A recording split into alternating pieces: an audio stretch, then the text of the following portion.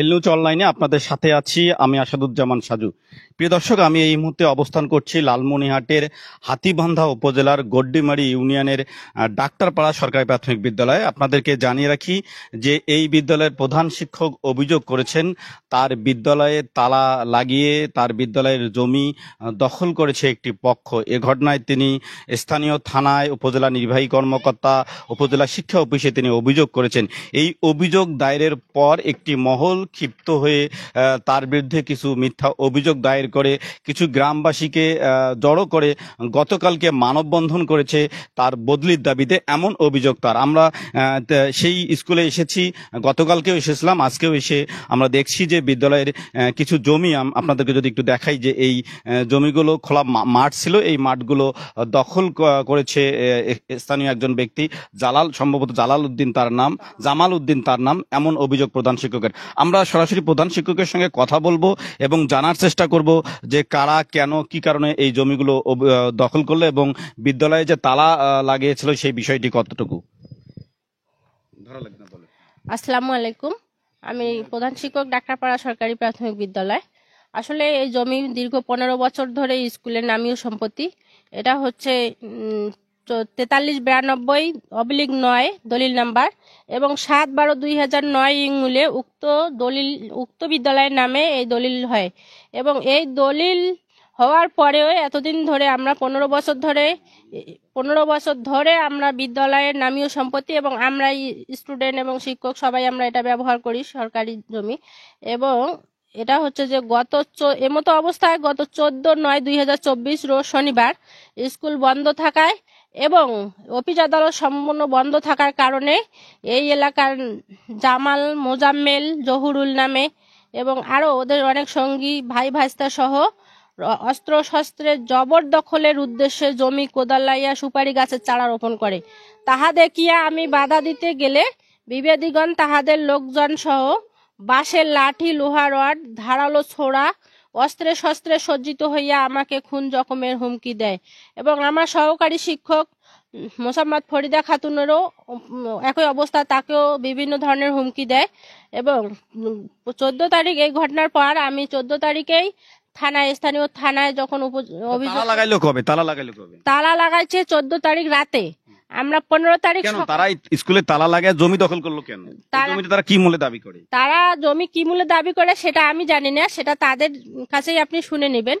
আসলে ঘটনাটা হচ্ছে যে বিদ্যালয়ের রেকর্ড আছে, হ্যাঁ বিদ্যালয়ের নামে রেকর্ড আছে, দলিল আছে, খারিজ আছে, সবই আছে।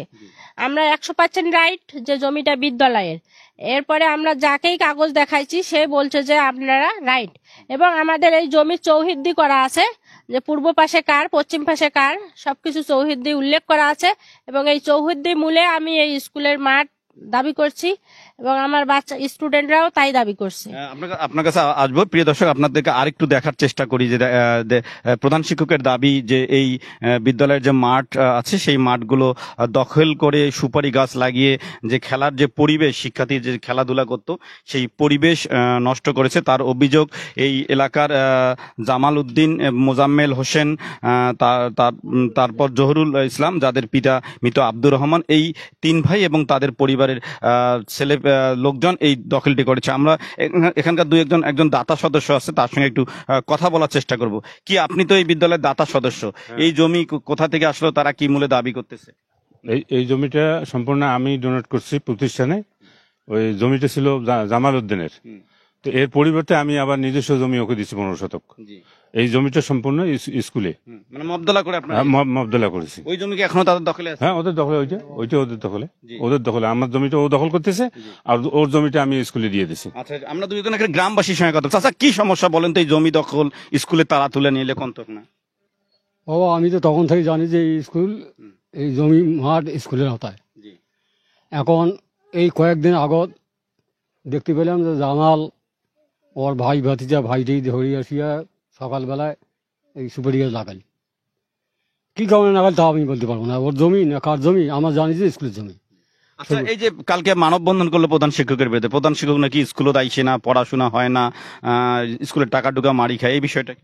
না ও বিষয়ে আমি কোনো জানি না, স্কুলের টাকা পয়সা প্রধান শিক্ষক জানি প্রতিদিন আসে, প্রধান শিক্ষক প্রতিদিনে আসে? প্রতিদিন আসে। অন্যান্য শিক্ষক নিয়মিত আসে? হ্যাঁ, অন্য শিক্ষক নিয়মিত আছে। আচ্ছা, আমরা আরেকজন গ্রামবাসী আছে, তার সঙ্গে কথা বলবো। কালকে ওরা জমি নিয়ে ফাংশন ওরা না করিয়া কালকে দেখলাম সাংবাদিক 7 জন বোধহয় মনে হয়, আমিও আসছিলাম। হ্যাঁ, বলেন। সাংবাদিক নিয়ে আসি, এলাকার কিছু লোকজন ডাকে ব্যানার সহ করাছিয়া প্রধান শিক্ষকের হস্তক্ষেপ চায়। মানে পদত্যাগ। হ্যাঁ, অর্থাৎ আপনি যেটা বলতেছেন সমস্যা হলো জমি নিয়ে, কিন্তু ওই জমি নিয়ে কথা না বলে তারা প্রধান শিক্ষক নিয়ে কথা বলতেছে। তার প্রধান শিক্ষকের অপরাধ কি? অপরাধ কি? এখন জমি নিয়ে ব্যাপারটা জমি নিয়ে হইবে, কিন্তু না, প্রধান শিক্ষক তো স্কুলের পক্ষে কথা বলবেই। হ্যাঁ, জমি নিয়ে হইবে, কিন্তু কালকে ওটা পাল্টা হয়েছে। আচ্ছা, আমরা আর দু একজনের সঙ্গে কথা বলবো। আপনি কি জানেন একটু বলবেন? আসসালামু আলাইকুম। এই যেটা করছে ওটা মনে করেন যে মিথ্যা। জি, আমারও বাচ্চা তো এখানে পড়ে। জি। আসলে তাহলে এই ওই জামাল উদ্দিনের সঙ্গে এই প্রধান শিক্ষকের দ্বন্দ্ব কি নিয়ে? দ্বন্দ্ব ওই জমি নিয়ে, জমি নিয়ে। জমি সুপারি গাছ গাছে এই জমি নিয়ে তো দ্বন্দ্ব, জমি নিয়ে দ্বন্দ্ব, জমি আইনে যা হয় হইবি। এরপরে কাল মানব বন্ধন দিল। প্রিয় দর্শক, আপনাদেরকে যদি আবারও বলি, লালমনিরহাটের হাতীবান্ধা উপজেলার গড্ডিমারি ইউনিয়নের ডাক্তারপাড়া যে সরকারি প্রাথমিক বিদ্যালয় আছে, এই সরকারি প্রাথমিক বিদ্যালয়ের প্রধান শিক্ষকের বিরুদ্ধে কিন্তু গতকালকে মানববন্ধন করেছে একটি অংশ এখানকার গ্রামবাসীদের। কিন্তু তখন প্রধান শিক্ষক যে আমাদেরকে বলছিলেন যে মূলত জমি নিয়ে দ্বন্দ্ব। আমরা সেই খবরটি নিতে এসে দেখছি যে প্রধান শিক্ষক ইতিমধ্যে তার জমি 14 তারিখে তার বিদ্যালয়ে তালা ঝুলিয়ে তার জমি দখল করে, বিদ্যালয়ের জমি দখল করে গাছ সুপারি চারা লাগিয়েছে। এ ঘটনায় তিনি স্থানীয় থানায় অভিযোগ করেছেন, উপজেলা নির্বাহী কর্মকর্তা বরাবর অভিযোগ করেছেন, শিক্ষা অফিস বরাবর অভিযোগ করেছেন, যেটি প্রধান শিক্ষক বললেন।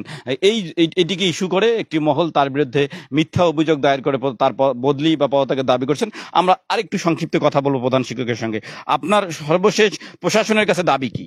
আমার প্রশাসনের কাছে দাবি, আমি প্রশাসনের কাছে সুবিচার চাচ্ছি এটার, যে আমার সরকারি জমি অবৈধভাবে একটি মহল দখল করবে, এটা আমি মেনে নিতে পারছি না। এবং এটা আমি সরকার বা প্রশাসনিক কার্যক্রমের কাছে আমি জোরালো দাবি জানাচ্ছি যে আমার জন্য সুষ্ঠু বিচার হয়। ধন্যবাদ। প্রিয় দর্শক, আজকে বিদায় নিচ্ছি। অন্য কোনো দিন অন্য কোনো বিষয় নিয়ে আপনাদের সামনে হাজির হব। ততক্ষণ পর্যন্ত ভালো থাকবেন, সুস্থ থাকবেন, সুন্দর থাকবেন, এল নিউজ অনলাইনের সাথে থাকবেন। সবাইকে ধন্যবাদ। খোদা হাফেজ।